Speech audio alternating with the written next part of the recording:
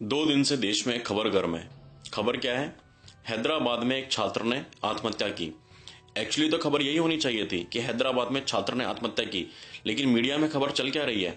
हैदराबाद में दलित छात्र ने आत्महत्या की। अब कोई मीडिया वालों से पूछे कि भैया जाति बताने का क्या कारण था? आप जान की बात करो ना, जात की बात क्यों करते हो? इस देश में कितनी आत्महत्याएं हुई हैं, छात्रों ने कितनी आत्महत्याएं की हैं? कभी हम लोगों ने सुना न्यूज चैनल में, कभी अखबार में पढ़ा बनिया छात्र ने आत्महत्या की, ब्राह्मण छात्र ने आत्महत्या की? क्यों? क्योंकि इस हेडलाइन के इनको पैसे नहीं मिलते। इनको दलितों से या दलित शब्द से कोई मोहब्बत नहीं है, कोई लगाव नहीं है, कोई हमदर्दी नहीं है। यह तो एक प्रोपेगेंडा है। अब कोई इनसे पूछे, एक बार को मान लेते हैं चलो इनको दलितों से हमदर्दी है, तो 1 दिसंबर 2014 को हापुड़ में एक लड़का मरा था, नाम था सोनू, दलित था, खुदकुशी नहीं की थी, हत्या हुई थी, मर्डर हुआ था उसका, तब क्यों नहीं बोला? 3 जुलाई 2015 को महाराष्ट्र के बीड़ में एक और युवक मरा था, नाम था सन्नी, दलित था, खुदकुशी नहीं की थी, हत्या हुई थी, मर्डर हुआ था उसका भी, तब क्यों नहीं बोला कि दलित युवक की दर्दनाक हत्या? क्यों? क्योंकि दोनों ही केसेस में हत्या करने वाले मुस्लिम थे। उस वक्त बोलते ना अपने चैनल्स पे, हापुड़ में दलित युवक की दर्दनाक हत्या मुसलमानों के द्वारा, बीड़ में मुसलमानों ने दलित युवक को दर्दनाक तरीके से मारा। क्यों नहीं बोला? वो हत्या करने वाले तुम्हारे नाना के जमाई लग रहे थे। साथियों, इनको ना मुसलमानों से प्यार है, ना ईसाई से मतलब है, ना दलित से मतलब है, ना हिंदू से मतलब है। इनको सिर्फ और सिर्फ देश विरोधी गतिविधियों में लिप्त रहने से मतलब है। इनका एजेंडा है हिंदुस्तान की छवि को दुनिया में धूमिल करना। जैसे पाकिस्तान की आईएसआई है, पाकिस्तान की आईएसआई का शुरू से प्रोपेगेंडा रहा है हिंदुस्तान को टुकड़ों टुकड़ों में बांटना, बर्बाद करना। वो प्रोपेगेंडा की प्लानिंग वहां करते हैं, उसको एग्जीक्यूट कौन कर रहा है? उनको एग्जीक्यूट हमारे मीडिया के दलाल कर रहे हैं। हमारे यहां पर भी एक आईएसआई है, इंटेलेक्चुअल सेक्युलर्स ऑफ इंडिया, यानी कि खुद को स्वघोषित तथाकथित सेक्युलर और बुद्धिजीवी लोगों की एक मंडली, जो कि देश विरोधी गतिविधियों में लिप्त है। कनेक्शन देखिए दोनों में। और जो कुछ मैं बोल रहा हूं, साइबर सिपाही की अगली सेमिनार में इसके पूरे वीडियो प्रमाण हम आपके सामने रखेंगे।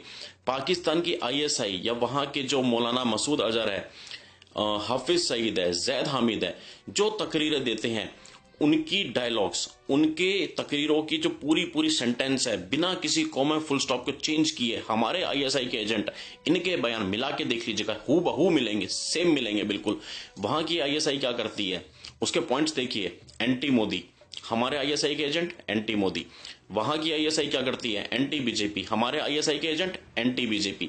वहां की आईएसआई क्या करती है? एंटी आरएसएस, हमारे आईएसआई के एजेंट एंटी आरएसएस। वहां की आईएसआई क्या बोलती है? हिंदुस्तान में क्रिश्चियंस पे जुल्म हो रहे हैं, हमारे आईएसआई के एजेंट क्या बोलते हैं? हिंदुस्तान में क्रिश्चियंस पे जुल्म हो रहे हैं।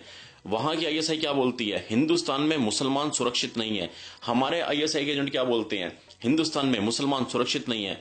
अभी दादरी में देखा ना, पूरी दुनिया में जो हिंदुस्तान की छवि इन्होंने धूमिल की है, पूरे देश को इंटॉलरेंट बोल करके। ये जो तलवे चाट चाट के जिन्होंने अवार्ड हासिल किए थे, सारे कुत्तों की तरह सड़क पे आए थे निकल करके अवार्ड वापस करने के लिए, ये सारे के सारे आईएसआई के एजेंट हैं।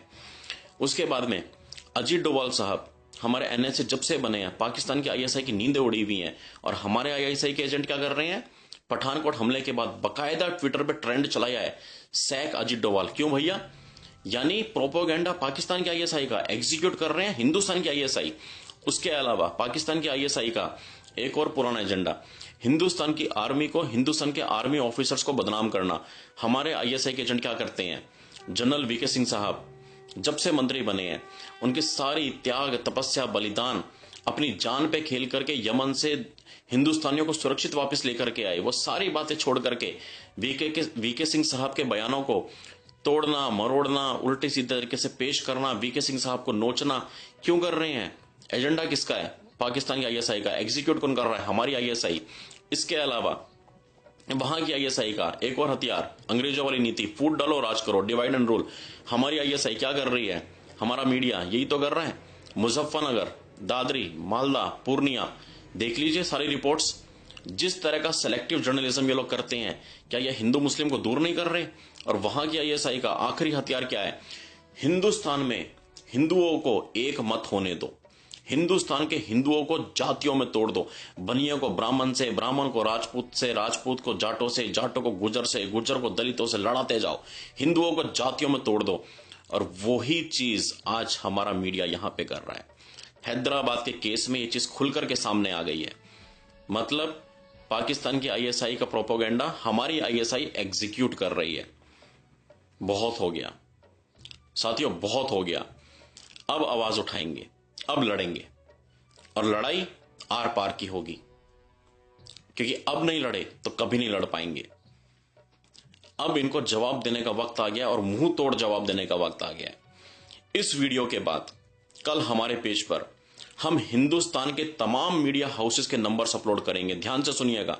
इस वीडियो के बाद हमारे साइबर सिपाही के पेज पर, फेसबुक पर जाइए, सर्च कीजिए साइबर सिपाही, पेज को लाइक कीजिए, पेज से जुड़िए। उस पेज पे हम सारे मीडिया हाउसेस के नंबर लिखने वाले हैं। आपको किसी भी चैनल पे, किसी भी अखबार में यह आपत्तिजनक हेडलाइन दिखाई दे, उसी वक्त उस मीडिया हाउस को फोन मिलाइए, फोन मिला के आपत्ति दर्ज कराइए, विरोध कीजिए। लेकिन हां, संयम नहीं खोना, मर्यादा नहीं तोड़नी, गाली नहीं देनी। मर्यादित भाषा में अपना विरोध दर्ज कराइए। हो सके तो उस कॉल की रिकॉर्डिंग कीजिए, उसकी रिकॉर्डिंग हमें ईमेल कीजिए। हम मिल करके इन मीडिया के दलालों को नंगा करेंगे। साथियों, आर पार की लड़ाई है। अगर लड़ सको तो साथ आ जाओ, कॉल मिलाओ, तबियत से उनसे पूछो, सवाल करो, लॉजिक में सवाल करो कि भैया बनिया छात्र क्यों नहीं बोलते, ब्राह्मण छात्र क्यों नहीं बोलते, और ये सारी रिकॉर्डिंग्स हमें भेजिए। हम मिलकर के इन दलालों को नंगा करेंगे, तभी देश बनेगा, तभी हम एक रह पाएंगे। हमें आपस में नहीं लड़ना है। हमें ट्विटर पे, फेसबुक पे एंटी दलित, एंटी मुस्लिम, या मुसलमानों को एंटी हिंदू, या दलितों को एंटी ब्राह्मण, इस तरह की बातें नहीं करनी है।